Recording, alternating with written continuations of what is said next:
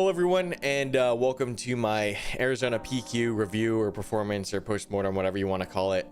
This was a very fun event. It was about 40 players at the first Set 4 PQ in Arizona at J&J Gaming Factory. Super well-run event, and yeah, I was pretty happy with my performance. This is my second PQ overall, and we managed to snag that second place, almost taken down that first. But yeah, we'll get straight into it. We'll do the deck tech and then that card box opening. But yeah, it's Cad Tarkintown. This deck's been around for a while, so not too many tricks in here, though there are some special flavors and spice that I put in.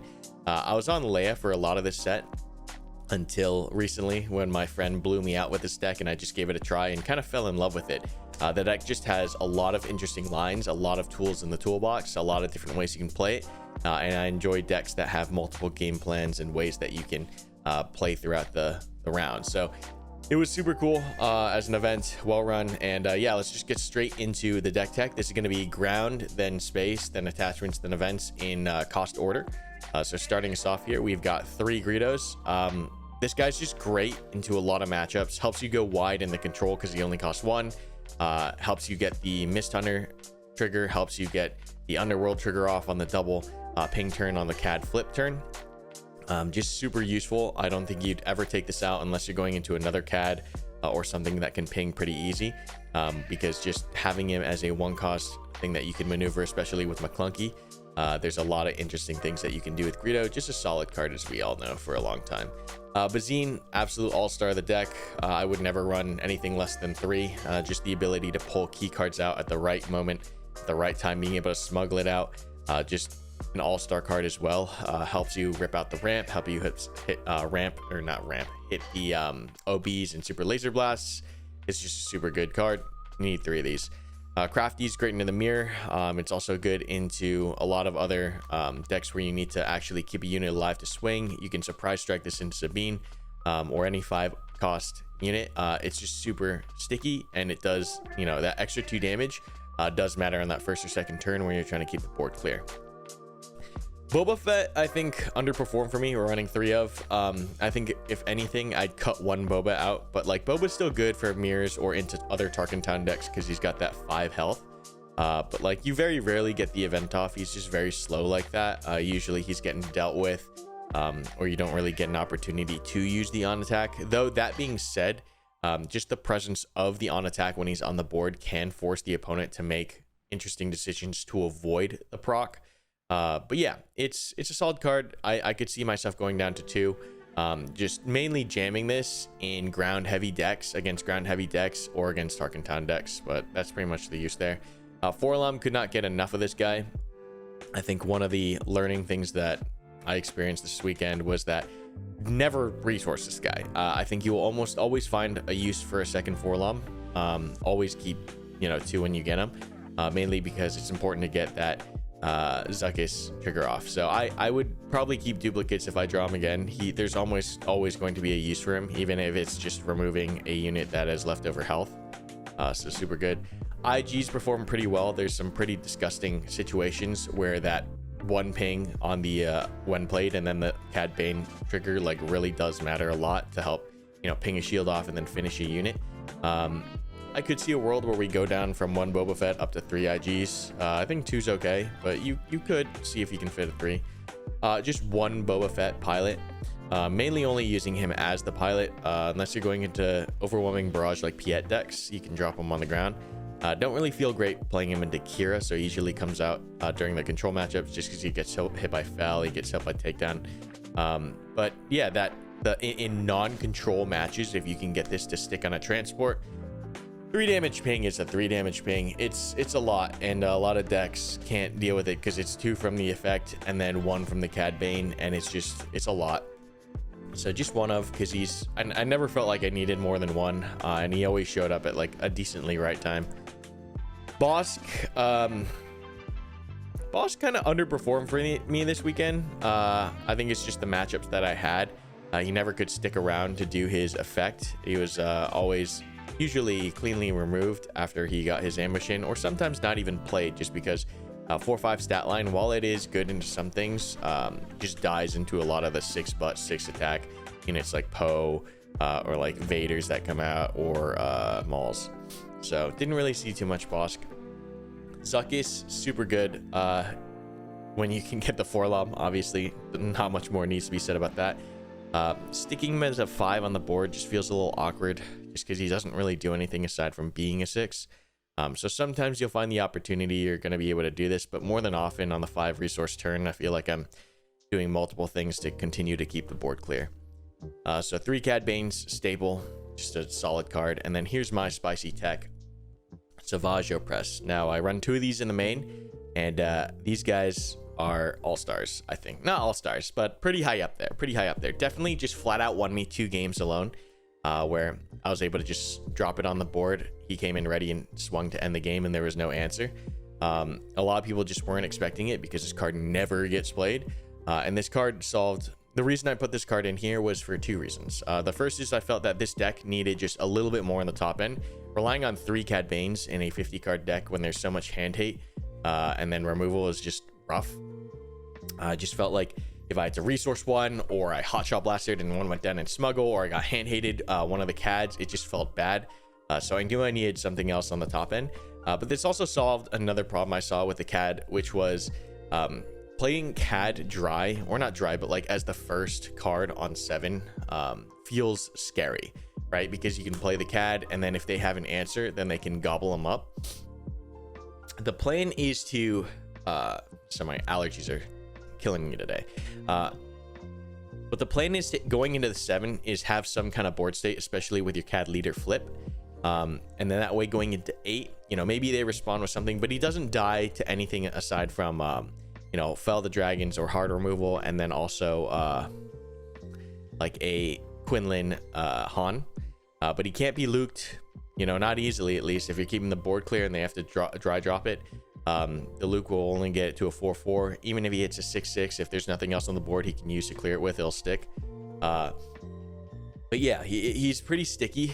So like going into the 8 resource turn, generally you'll see a response, or if you played this as the last action on the 7 resource turn, going into the 8, you'll see a response. And when they respond, your Cad dies, it repops their board, and then you can jam Opress for 7, and it feels great. Alternatively, he's just a good 7 drop. So if we get to the 7, I haven't dropped a Cad, sometimes I'll just drop the Savage Opress dry and force a response, and like I'm saving my Cads for later. So this was a good tech. I don't think it has to be Savage, but I do think Cad needs some more top end. So we've seen people start jamming Devastators in Cad Bane decks, and you've even seen some Ruthless Raiders come back, right? Just because, yeah, it's a good card. But it just needs something else on the top end. Could be Phoenix, could be whatever you want, but Savage was my choice, just because in my brain, in my testing, when you get to some of these matches, we want to end it before 9 and 10. We definitely want to end it before 9 and 10, and Ruthless just felt a little slow, and especially with no glory, I just didn't like it, just because like it was very easy for it to potentially work against me in the control matchup, which is when I needed it. Whereas Savage, it is straight up a win condition. If you set the board properly, it drops. They should not have any, they should, like, you play this at the end, right? So they've spent resources, they played cards, which means you'll probably get a Savage trigger, and even then you can maneuver the board around a little bit to get the trigger. So if you have like crafties or Bazines or like, you know, some little chumps or whatnot, you kill this, you kill that, you put some damage there, right? And then you can drop the Savage. It's very unexpected, and it is a lot of damage. It is a lot of damage. 7/7 is no joke, especially when it comes in and hits you in the face that turn that it was played. So I think I'll keep running these. You know, it was nice because no one expected them. I'm sure my local meta at least will expect them now. I don't even know if I'll continue playing Cad Bane, just because like I always like switching around and the element of surprise, and you know, I played this all weekend, so we'll see if I stick on this. But yeah, super underrated card, and this is just, I just have to say something about this. Like, go through, read all the cards from your deck building, have ideas, think outside the box, because yeah, that's part of the game, you know. Don't just net deck, come up with your own ideas, have your own reasoning for things, and you know, it'll work out sometimes you'll be wrong, but a lot of times you'll find cool ways to make cards that were not popular work. All right, Cartel Spacer, we're running 3 of. This card is just amazing, especially into aggro, right? Into Sabine, into Cassians or whatever. You just hold it, you play the Cassian, they play the Sabine, they play whatever 4 cost, or even like pilot leaders, right? So Von Greg or even Kazuda tap down the unit, and yeah, super annoying for them. Or even, you know, there's uses for this in matches outside of that too, where maybe you play turn 1, they play something, you can't kill it because it's out of Tarkintown range, but then you claim, and then first action you tap, and then you do the ping, and then maybe that gets it into range, right? So Cartel Spacer, super important for the aggro or lower costed decks. Houndstooth, super good. I don't think you need 3. I think 3 is a little aggressive. But this card is great, mainly because the thought process here is the 4/3 is an important stat line, mainly because you can kill falcons, you can kill any of the 4 health space units. The effect is super annoying. They have to play around it in space, so like whether you combine it with cartels or no goods, right, you can sometimes get a good trigger off. If they swing your base on the next turn, you can swing this into for a free kill. But the biggest like plus about this card is the 4 attack. And that the reason why is because a lot of our early plays, like this is a 2 damage, right? This is 2 damage. This is 1 damage. Greedo's at 3 at least. But our early turn plays are not that scary damage wise. And with this deck, you do need to push damage in some cases, at least the way I play it. You need to be pushing base damage consistently over the match, and then looking at turn 6 or 7 or maybe 8 to close the game. And so having a 4 hitter in space is super powerful, because it kind of balances out the fact that you're running so many 2 or 1 damage like Bazine turn 1 plays. Just lets you claw back some of that damage. The effect is nice too. Definitely like this card. 2 is fine. Don't know if I'd go to 3. Mist Hunter. Mist Hunter's okay. When it works, it's great. When it works, it can almost win you games. Like if they don't have an answer and you're drawing like 3, you drew 3 times in 3 different turns. The card is great. You could almost win the game because of that card advantage. So I think it's worth having 2, just because you have that runaway potential with it. I could see going down to 1. I would never go up to 3, just because it is kind of one of the harder effects to trigger in the deck. But good stat line still. I think 2's fine. And that's pretty much all the space. We're going to move on to the blasters here. We've got 2 blasters, not 3, mainly because I run, you know, a decent amount of the ships, and I am looking to almost jam one of these on turn 2. The ships are just super good in the meta right now.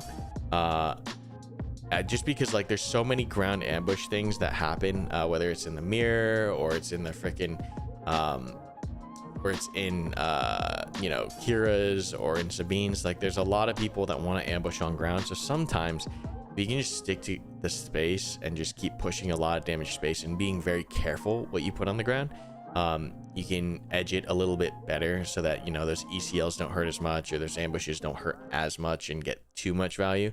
And in the space, there's not that much space ambush happening right now, aside from maybe that's 5 or 6 cost Falcon. But yeah, 2 blasters, pump. Nothing more needs to be said. Good card.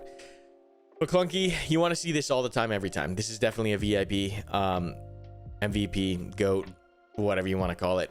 This is definitely going to be how you clear the board very early.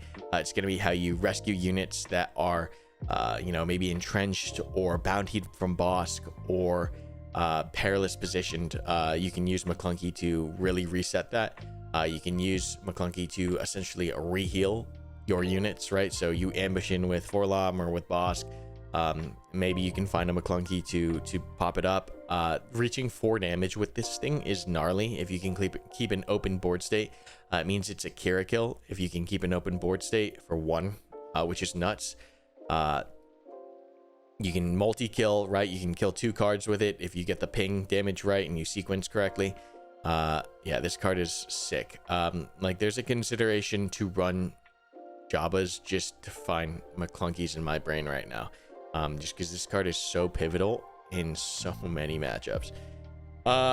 Triple no goods. The reason for this is because the way that I play this deck, it is not aggro, it is very mid-range, and so what we want to do is we want to control, you know, up to turns 4 or 5, and then no good their mid-game threats and swing massive damage to base with Savage, with Cad, with Zuckuss, with surprise strikes, with, you know, a blastered Cad Bane leader, and we're just No Good is just a fantastic card. It handles a lot of things. It's a good catch-all, right? Because pilots, we can No Good pilots, we can No Good leaders, we can No Good anything that goes tall. We can No Good even, I've done this a couple times where maybe they're exhausted. I don't get the first portion of this effect on the unit, like we don't get the exhaust, but we get to freeze it for the next turn. And being able to interact with something the next turn is so powerful. I think is so incredibly powerful. So 3 of those. Triple surprise strikes, just because pump is fantastic, especially in this deck. We're not necessarily looking to surprise strike early, like unless we have to, unless it's the last thing we can do, right? We're not looking to put this on you know, the cartels or whatever. Maybe on the crafty or something to kill leaders or something that comes out early. You can use this in a pinch for removal, but otherwise you're looking to put this on the Cad. You're looking to drop it on the Zuck. You're looking to drop it on the, you can drop it on the Houndstooth for 7 too, but you're looking to put it on the Cad, right, and swing 10 Savage for 10, and you're looking to get like massive chunks. So it's usually like whittle damage, whittling them down to like turn 5, right, and then big slam finish. That's kind of how the game's gonna go as far as the texture of the damage. 2 Relentless Pursuits. I think I undervalued this card. I think this card should have been played more, in my opinion. I don't think I'd go up to 3 just because the trigger is hard and the opportunities are few. But Relentless Pursuit, I think I decided it out in the control matchups. I don't think I should have, because it helps against the barrage. It feels a little squirrely because they can just remove whatever you Relentless Pursuited. So I have to think more on how I want to play that.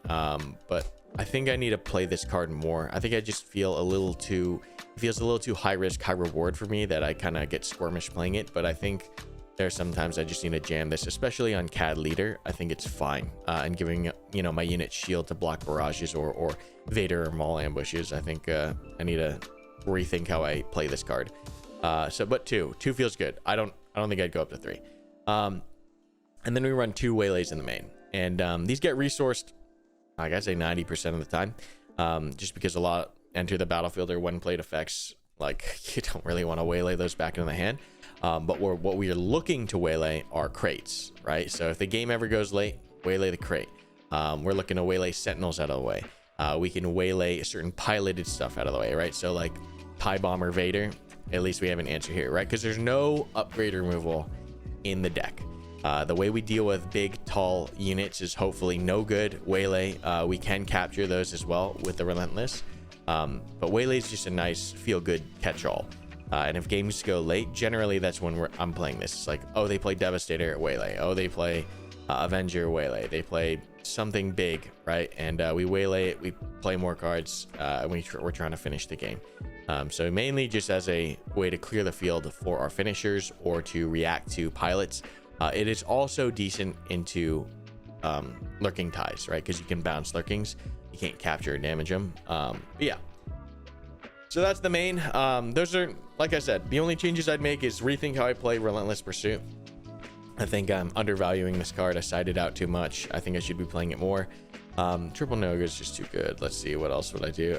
You could maybe go down to 1 miss. You could maybe go up to 3 Houndstooth. And then I don't know about this guy. Honestly, I don't know about this guy. He's great in the Tarkintown decks, but like maybe we put him in the sideboard. I don't know. It just feels bad when I'm drawing him, honestly. Like I don't really want to see too many of these guys. He kind of doesn't do much. But yeah. Okay, so we'll get to the sideboard now. So 2 jams, mainly for Han. You can put it in Kira. It feels weird playing it into Kira though.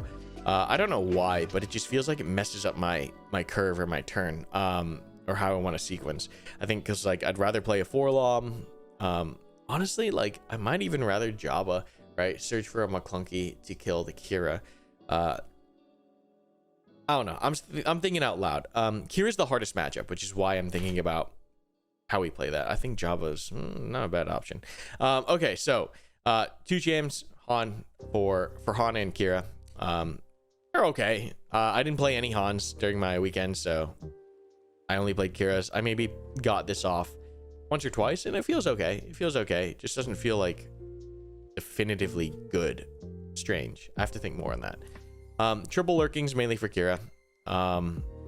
Just got to play it right. You got to be smart when you play this. You have to play this protected, you have to play this at the right moment, right? So you don't want to just play it and then they play a space unit and you're like, I just threw my lurking to a Inferno 4, right? You gotta think about when you're dropping this. You gotta make sure that you drop this when you are relatively sure, or maybe you Bazine the turn prior or something. You're relatively sure they cannot answer it immediately, because that's what you want them to do. Is you want them to scramble to find the answer, and you don't want them to have it answered right away. Even one turn of them not having an answer can really mess up what they want to do. So maybe you wait until they're tapped out, or they don't have enough for the Perilous. Maybe you Bazine, maybe you have a space unit out already to make sure you can kill whatever space unit they try to play in response to kill the lurking. But you got to think when you play this card. Don't just jam this on the table in the control matchup. Xanadu Blood. All right, let's be real. I'm a big theme guy. Okay, big theme guy. Half the cards I put into decks are because of theme, and I just end up playing them competitively, just because that's how my brain works. It really bothers me when I can't justify a card being in a deck because of theme. It sounds like this is Cad ship. This deserves to be in here. So the cope is that this is a 4/6. It is hard to be removed from control, which is the matchup we're trying to side for. The raid 2 is super good, and I rather have one Xanadu than one Ruthless, I think, just because the one Ruthless is like, I don't think it does enough. Ruthlesses are better in like groups, but one Xanadu, like, in theory, it happened maybe once, right? In theory, what you can do with this is you can jam it on the board. It's hard for them to remove, right? Because they have to either no glory it, or they have to get it with a power. And generally with this deck, you're going so wide, you need to worry about powers. But 4/6, swinging 6 is pretty tough. Swinging 9 with Surprise Strike is awesome. And there's some cheeky potential for this card that could maybe swing a game, right? So you should have a board with this deck. You should. If you don't have a board, you're doing something wrong. You need to have units on board throughout the entirety of the match. If you are getting cleared, you're in a bad spot. But what you can do with this is you can bounce units back to hand. So whether they're, bad, whether they're entrenched, maybe they're top targeted, maybe they're perilous, right? Xanadu can pop them back up. You can reset Bazines. You can do a lot of interesting retrieval with this. But the main thing I wanted to try to test with this thing was, let's say we get to turn 7, turn 8, turn 9, maybe even turn 10, right? If you're able to secure initiative, pop a card up, exhaust the resource, you brick the Super Laser Blast one more turn, you brick the Devastator one more turn, you brick the Crate, you can make things super awkward. On 7, if somehow you're able to get initiative, you can brick the Luke, you can brick the Vader Maul on the 7. That's the theory. And I think the upside there, the potential upside there, is worth running one of. I think the fact that it could happen is, even if it's just like, yeah, I don't know, I just like that idea. It makes me feel warm and fuzzy inside. So he's in here. Do I go up to 2? He's only one of. There's maybe an argument, and I'll get to that in a second, for 2 of these, because I just didn't see him that much and I wasn't able to test him that much. But even as a 4/6 with raid 2 into control, he's a scary card. And the reason why I like this more than the Ruthless right now is because Ruthless gets freaking no glory to remove. And Xanadu, at least maybe I can pull back as a Bazine. And then it swings for a lot. So that's just my justification. You don't have to agree with it. It's just, and then the theme is a big one. All right, the theme is a big one. Third Waylay in here, mainly for crates, devastators, anything that goes long. This is also for the mirror, for lurkings, because this is one of the only ways we can deal with the lurkings. We do have another way to deal with the lurkings, but like Waylay comes in for anything where like a bounce is specifically good. So like any pilots that are not Chewbacca, this comes in. One Bamboozle. I think if there's anything from the sideboard we cut, it is the Bamboozle. I've had Bamboozle in the sideboard for probably 2 weeks. I've only been on this deck for about a week or two. But yeah, 1 week. Have I really only been on this deck for 1 week? I guess I've only been on Cad for 1 week. Bamboozle, like, I've had him in there the entire time I've been playing the deck. I've had it in the side. I've not once ever played this card. I played the Xanadu, and I've tapped down a unit with the Xanadu. I've done stuff with the Xanadu. Bamboozle, I've always had in the hand. Like, it's just, I think this is a bait. Like, I feel good about knowing that I have it, but does it ever get played? Not really. Like, it's a crutch. I think it's a crutch. So I think we take this out just because, in theory, it's good against pilot leaders. and it's good against, you know, it can help against the Sabine matchup. We don't really need too much help in the Sabine matchup. It can help in the Annie matchup, but I think I figured that one out too. So it can kind of help in those situations, but if there's anything that was like kind of wishy-washy in the side, it's this. So let me know what you guys think. And then 2 Sidons. This guy is fantastic in the side. I would not put him in the main. I know some decks are running this in the main. I don't think he's needed in the main. I think 2 Sidons in the side are great. You're putting this in against anything that's running pilots, right? So this is one of our pilot options for denying that pilot seat, right? You put this on, deny the pilot seat. And then you're also putting this in against the Vader decks, right? Because you can pop this on. They could do the two card spread on turn 1, right? You can get double kill, right? You sit on one, ping the other. Pretty disgusting. So yeah, he's great. There's a lot of, this deck has a decent amount of like cleave. I wouldn't say AoE because we're not hitting like more than 2 cards at once in most cases, but there's a decent amount of like cleave where we can hit 2 things, right? Even Bosk in an event, you can swing the boss 2 damage somewhere else. Yeah, you're clunky with Bosk is pretty wild sometimes when you can do that too. Yeah, there's a lot of cleave, so we're not too worried about decks that send out little weenies all over the place. So that's that. I'll put up the deck list, or I should have already put up the deck list, but I'll throw it up again. My matchups this weekend were Cad Green, Cad Red, and then what was my round 4? Oh, Boss Green, and then I ID'd the last 2 because that's what I need to get in. I didn't drop I dropped 1 game in a Cadmere just because I drew dead, or one game in a Cadmere, so I was down 1 round that entire time out of 4 games. ID'd 2, and then it got into top 8. First top 8 game was against Akira Green. And I feel okay into Akira Green. We go wide enough. If you get the right Bazines, you can make that matchup super difficult by ripping Ramp or the OB or the Super Laser Blast. So I feel decent if we draw okay into Kira, and then we just have big hitters, right, to finish out before they can get to Avenger or Devastator or whatnot, right? We're slamming 10, hopefully with a Cad or a Savage 1 turn. We're hopefully blastering the Cad Bane. But you have to draw the cards to protect those plays, right? We have to be drawing things to keep the board relatively clear, so that we can like 4-lom or whatever into the Kira, or maybe just McClunky into the Kira. We have to be playing the Bazines. Bazines are almost required for that matchup, I'd say, to strip the right cards. The Cad mirrors, like I played, like since I played 3 Cads, like Lurkings are good, Sidons are great, because you handle their Lurkings. They're gonna side in Lurkings and you just sit on their Lurkings. And then the Savages. The Savages really mess up that mirror. So Savages broke the mirror a lot, and that was great. I'll be super interested to see if Savages make it into the mainstream Cad meta.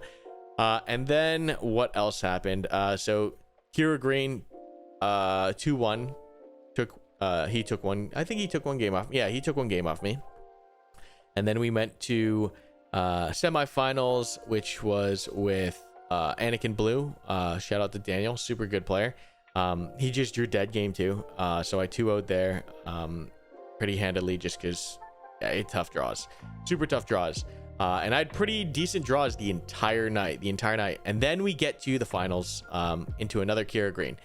Game 1 we take pretty handily, drop pretty good, and then game 2 we brick a turn early, and that's no good. We need to be able to play multiple cards.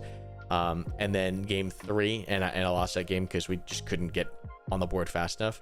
And then game 3, I just didn't draw what I needed, and he had some god draws. So it's also just super well played, and I don't think Cad is favored into Kira, just because we have to hit our cards a little bit more perfectly than they do, just because they can kind of hit okay, but we need to hit near perfect. You're not near perfect, but very well. We need to hit very well into that matchup in order to make it playable, because if they get ramp and we don't have a way to deal with it, it's tough. If we don't get Bazines, I can straight up just lose, right? Because you don't have a way to interact with the big cards in the hand. Yeah, and then so I lost that 1-2. Game 3 was like, I don't know if I'd call it close, but it was competitive. Yeah, game 3 was competitive. I think if we drew a little bit better in, you know, that second round or the third round of that game, we probably may have been able to sneak another one out. But yeah, I feel pretty good about this. Is probably, I don't know if I stick on this. I don't know if I stick on this. We'll see how my local meta adapts, just because I've been terrorizing people with this for a while. Might need to cook something else up. But yeah, this has been fun. It was fun to play a meta deck. This is the first like real meta deck that I've played in I think ever since we started. It was interesting. So enough with that rambling. I'm gonna cut the segment here. We're gonna get on into our card box opening. So first place, the pricing at the PQ was very generous. It was awesome. It was $450 store credit to first place, as well as a whole bunch of OP packs, and then obviously the promos and whatnot. Second place for me, I got 200, I think 240 or something like that, 250. And then yeah, I was there. I needed a cope carb. Okay, so this is the cope carb for second place. Yeah, let's just get straight into it.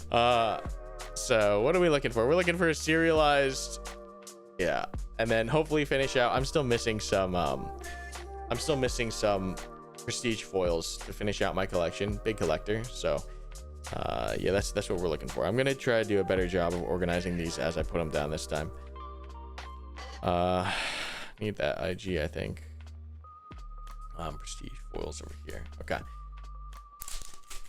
so fireball, prestige foil. It's a trap. Ooh, we got a Vader. Nice. Red 5. Nice. And a bot. Von Greg's. Yeah, who am I kidding? I'm gonna have to resort these anyways later. We'll just put all the hits to the side so we can review. Visible Hand and I Have You Now. Another Houndstooth. Don't need that. L3. Trap. Foils over here. I'm gonna try to keep things somewhat organized. Got a Vader. Got a Colossus. Got a Shuttle. Raven. Visible Hand. Yeah, who am I kidding? I'm gonna have to go through and just organize these all later. Oh. Trench Run. Blue Leader.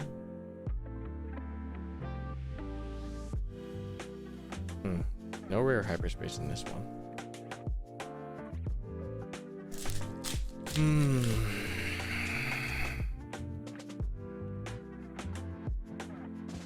Profundity. I think I need this guy. Trench Run. At all.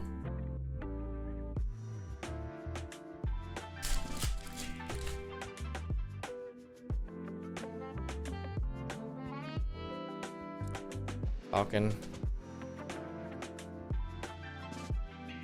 Tell me the odds. Chewbacca Hyperfoil. That's cool.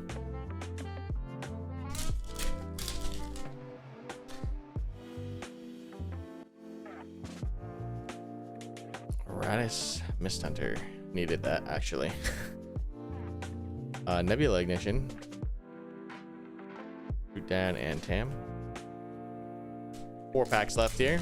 Nothing too spicy.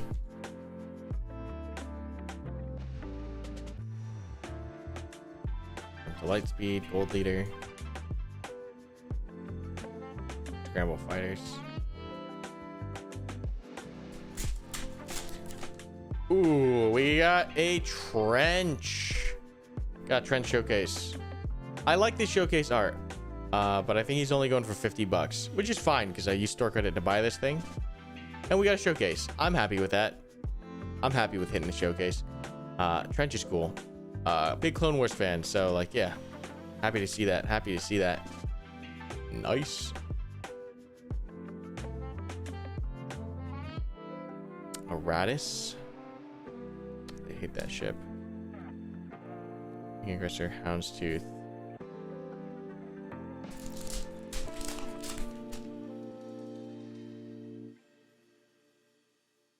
Turbo Laser Salvo. A Ghost. Don't need that. Fire Spray, Pantoran, Starship Thief. I need this for my Twin Suns deck. Last pack magic. Cassian and a normal ghost. Okay, so no, I can't believe I have not. Ooh, that's a cool one. So I got some cool stuff. I can't believe I have not hit a serialized. I've opened a decent amount of carb, right? I've opened a decent amount of carb, and we have not hit a serialized. So tough luck there. At least we got the showcase today. So pretty happy with that. Yeah, decent pulls. So I can use some of this stuff, trade some of this stuff away. The trench is cool. I really like that. I'm trying to think of what other showcase I was trying to hit. Boba. I guess Boba would have been cool. I think Boba's the only one I care about. Maybe Vader. I like trench. Cool character. Clone Wars fan. But yeah, that's all for today. I hope you guys enjoyed today's deck tech video. A little bit rambly, but for my first, I guess Sectors was a bigger event.